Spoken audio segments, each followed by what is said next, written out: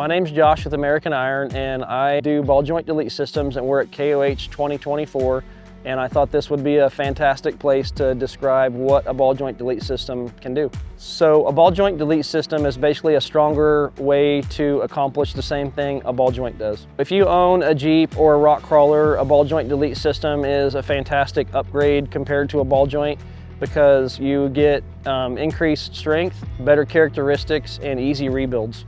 A ball joint delete system is for any solid axle vehicle that's ever had a problem with premature failure or wear of a ball joint. A ball joint delete system is a good way to go compared to a traditional ball joint because of the maintenance factor, and the installability is so much easier. They last longer, they're rebuildable in the axle, and it's just a fantastic way to do something differently and much better.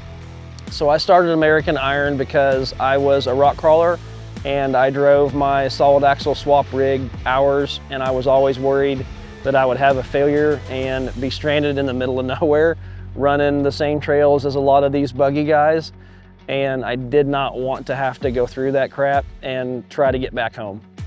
So with the ball joint delete system, the initial investment covers not only the joint but the rebuild after, whereas if you ran a ball joint, you literally have to replace that ball joint every time, which adds up cost every single time you have to replace it. With the delete system, it's a buy once, cry once kind of mentality. So you literally buy the delete system, and then the rebuild kits are cheaper than having to buy another ball joint every time you have to swap. So the components of a ball joint delete system consist of a 4140 heat-treated chromoly stud and a steel cup with a spherical bearing retained by snap rings that presses into the knuckle or the seat depending on your application. So I would suggest a ball joint delete system to you if you're running a bigger tire and the rotating mass is wearing out your components like a ball joint and you're sick and tired of replacing those every year.